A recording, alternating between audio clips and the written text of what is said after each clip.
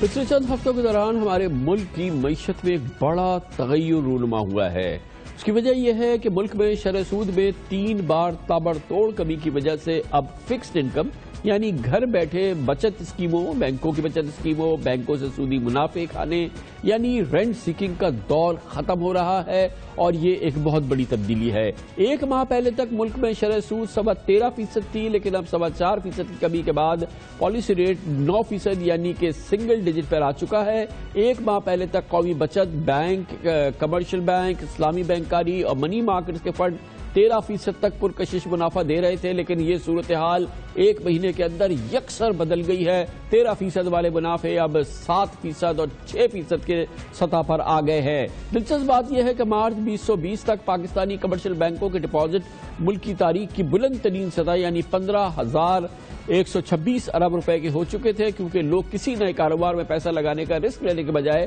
اپنا سرمایہ بچت اسکیموں یا فکس ٹرم ڈپازٹ میں رکھ دیتے تھے اور اس طرح سے گھر بیٹھے منافع کھاتے تھے۔ لیکن اب یقینی طور پہ اسلامک بینک اور قومی بچت اسکیمیں بھی منافعوں میں بڑی کمی کا اعلان کر چکے ہیں اور کریں گی۔ قومی بچت اسکیموں کا اعلان جلد ہو جائے گا اور سرمایہ بینک سے نکل کر اب کاروبار میں جائے گا، پراپرٹی میں جائے گا، اسٹاک مارکیٹ میں جائے گا، اور یہی فائدہ ہوتا ہے کم سود والی معیشت کا کہ پیسے لوگ بینکوں میں نہیں رکھتے، اس سے کام کرتے ہیں، کاروبار کرتے ہیں، اور بہرحال ایک اس کے بڑے منفی اثرات بھی ہوتے ہیں کہ یہ سود ہوتا ہے، اکثر اس میں سودی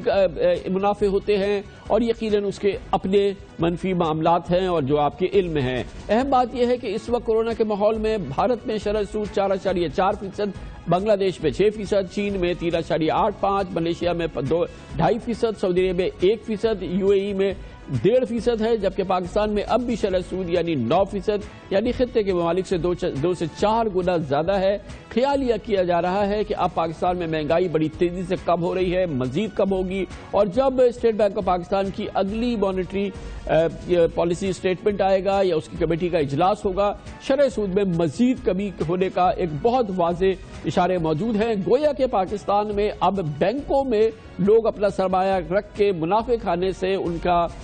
کا کام نہیں ہوگا اور یہ پیسہ نکلے گا اور کاروبار میں لگے گا۔ اس پر بات کرنے کے لیے دعوت دی ہے، اس پورے امور سے منسلک بہت اہم شخصیت ہے محترم ڈاکٹر امجد وحید، ہمیں جوائن کریں، چیف ایگزیکٹو آفیسر ہیں NBP فنڈز کے۔ بہت بہت شکریہ ڈاکٹر صاحب، آپ نے ہمیں ایک بار پھر جوائن کیا ہے۔ گویا کہ یہ بات اب سرٹن ہے کہ کسی قسم کی بھی بچت اسکیمز میں ایک عام پاکستانی جو ہے یا ایک خاص پاکستانی بھی جس کے پاس زیادہ سرمایہ ہے یا کم سرمایہ ہے، اس کا ریٹرن اس کے پاس ایسا نہیں آئے گا جو کہ ہم پرکشش کہہ سکیں، یا جس سے کہ جو کسی بھی صورت میں اس کا صحیح اس کا استعمال ہو اس سرمایہ کا۔ یقیناً یہ پیسہ بینکوں سے یا بچت کی اسکیموں سے نکلے گا اور پھر کسی ٹھوس کاروبار میں جائے گا یا ٹھوس سرمایہ کاری کی طرف جائے گا۔ جی کامران صاحب، آپ بالکل ٹھیک کہہ رہے ہیں۔ اس میں ایک تو وہی امپیکٹ ہے جو آپ نے بات کی کہ انٹرسٹ ریٹس 4.25% کم ہو گئے ہیں، اور آگے ایکسپیکٹیشن ہے یہ ہے کہ اگلے 3 مہینے میں 1 سے 2% اور کم ہو سکتے ہیں، اور اس سے ریٹرن اٹریکٹیو نہیں رہے گا ان اسکیمز پر، نیشنل سیونگ اسکیمز ہو گئے، بینکس ہو گئے، منی مارکیٹ فنڈز ہو گئے۔ ایک جو دوسرا ایلیمنٹ ہے کہ جو پچھلے سال بجٹ آیا تھا اس سے پہلے یہ تھا کہ 10% فل اینڈ فائنل پیمنٹ ہوتی تھی جب آپ پیسہ بینک میں رکھتے تھے یا نیشنل سیونگ اسکیم میں رکھتے تھے۔ لاسٹ ایئر انہوں نے یہ کر دیا کہ اب آپ کا جو اپنا ٹیکس ریٹ ہے اس کے اوپر آپ کو ٹیکس رکھے گا بیسڈ آن یور انکم، تو وہ ایز ہائی ایز 30-35% تک بھی لگ رہا ہے۔ تو نہ صرف یہ کہ انٹرسٹ ریٹ کم ہو رہے ہیں، بلکہ جو ٹیکس ریٹ جو 10% فل اینڈ فائنل ہوتا تھا وہ اب فل اینڈ فائنل نہیں ہے۔ تو اس سچویشن میں میں سمجھتا ہوں کہ پیسہ ڈائیورٹ ہوگا اور جو زیادہ پروڈکٹیو ریونیوز جن کو ہم کہتے ہیں اس پہ جائے گا، اور یہ ایک تو اس میں کاروبار آ جاتا ہے، اور اس میں کاروبار میں انویسٹ کرنے کا ایک طریقہ اسٹاک مارکیٹ کا ہے، کیونکہ جب آپ اسٹاک مارکیٹ میں انویسٹ کرتے ہیں تو آپ کاروبار میں انویسٹ کرتے ہیں، اور کمپنیز کا ایک تو انٹرسٹ ریٹ کرنے سے جو کاسٹ آف ڈوئنگ بزنس ہے وہ کم ہو گئی ہے، کیونکہ اتنی high cost of doing business پر کمپنیز پروفٹ صحیح نہیں کما رہی تھی، اور اس سے اب وہ اپنے ایکسپینشن کی طرف جائیں گے، کیونکہ وہ پروجیکٹس جو پہلے فیزیبل نہیں تھے ہائی انٹرسٹ ریٹ کی وجہ سے، اب وہ پروجیکٹس فیزیبل ہو جائیں گے۔ تو تو ہم یہ دیکھیں گے انشاءاللہ گوئنگ فارورڈ کہ کمپنیز ایکسپینشن کی طرف جائیں گی. گویا ڈاکٹر صاحب ایک بہت بڑا تغیر ہم دیکھنے جا رہے ہیں کہ جہاں پر یہ صرف یہ شرح سود کی کمی اور ایکسپیکٹڈلی مزید کمی کے بعد ایک پورا نیا سینیریو ہوگا معیشت کا, کاروبار کا, ہر لحاظ سے جو ہے. اور پھر اسی دوران جو ہے یہ جو دوسرے معاملات سامنے آئے ہیں, یہ کنسٹرکشن پیکج سامنے آیا ہے, اور یہ خاص طور پہ جو کنسٹرکشن پیکج ہے پاکستان کی تاریخ کا سب سے بڑا, سب سے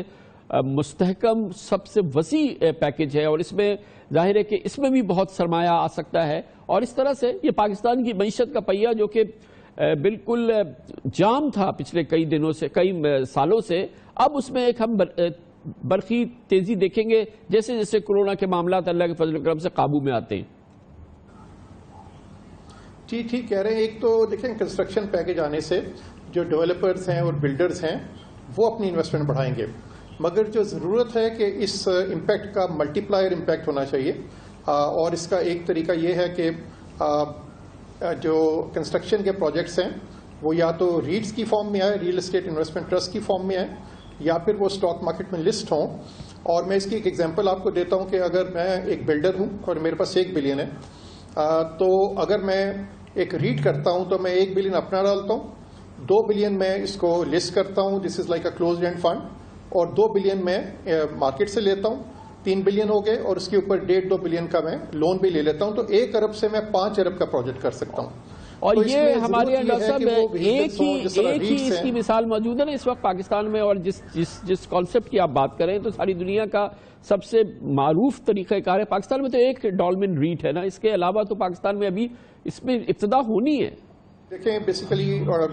جی بالکل صحیح کہہ رہے ہیں, اور اس میں ایس سی سی پی اور گورنمنٹ اور جو کیپٹل مارکیٹ کے پارٹیسپینٹس ہیں جس طرح میوچل فنڈز ہیں, ہمیں سب مل کے یہ کوشش کرنے ہے کہ اس ایونیو کو گرو کریں.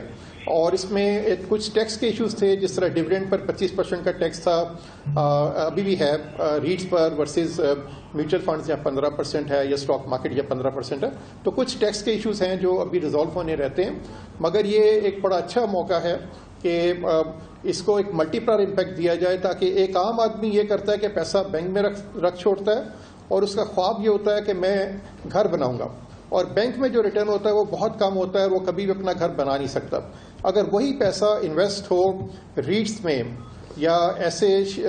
کمپنیز میں جو اسٹاک مارکیٹ میں, جو ریئل اسٹیٹ میں کام کریں, تو اس کا پیسہ جلدی گرو کرے گا, اور وہ اپنا ایک گھر بنانے کا یہ جو آپ اس وقت گفتگو فرما رہے ہیں یہ کتنی امپورٹنٹ ہے, کیونکہ ایک عام پاکستانی کو, بلکہ پاکستانیوں کی کثیر اکثریت کو علم ہی نہیں ہے کہ ان کے سرمایہ کا ایک بہترین ذریعہ جو ہے وہ سرمایہ کاری ہے, بینکوں کے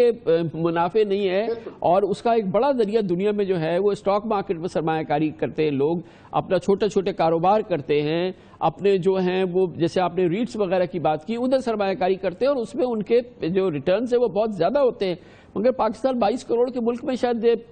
50-60 ہزار لوگ ہیں جو کہ ایکٹیو انویسٹر ہیں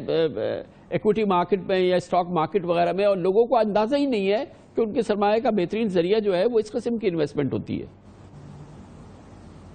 بالکل, ہم نے یہ ایگزامن کیا ہے پچھلے 20 سال میں جو بینکس میں ایوریج ڈپازٹ ریٹ رہا ہے وہ 6% رہا ہے, اور جو ایوریج انفلیشن رہی ہے پچھلے 20 سال میں وہ 8% رہی ہے. تو ان ریئلٹی جب پیسہ بینک میں رکھتے ہیں انویسٹرز تو ان کا جو پیسہ ہے اس کی اصل ویلیو کم ہوتی ہے, اور یہ ایک نالج لانا کہ وہ پیسہ بزنس میں جانا چاہیے, اور اس کا ایک طریقہ اسٹاک مارکیٹ ہے, وہ پیسہ ریئل اسٹیٹ میں جانا چاہیے, اس کا طریقہ ریٹس ہے. ابھی ریسنٹلی ایس سی سی پی نے انفراسٹرکچر فنڈز کے ریگولیشن لانچ کیے ہیں, اور ابھی امید ہے کہ یہ ریگولیشنز فائنل ہو جائیں گے جلدی. اور انفراسٹرکچر فنڈز میں housing, agriculture, basically education, health care, تو یہ سب کاروبار ہیں جس میں انویسٹمنٹ ہو سکتی ہے, اور یہ پبلک پرائیویٹ کے فارم میں بھی ہو سکتی ہے. اور ہم امید کریں کہ انفراسٹرکچر فنڈز آ جائیں گے تو یہ ایک اور وہیکل آ جائے گا کہ ایک عام آدمی جو پیسہ بینک میں رکھتا ہے یا نیشنل سیونگ اسکیمز میں رکھتا ہے, وہ اس پیسے کو کوئی ایجوکیشن پروجیکٹ میں انویسٹ ہو سکتا ہے, ہیلتھ کیئر میں, ایگریکلچر میں,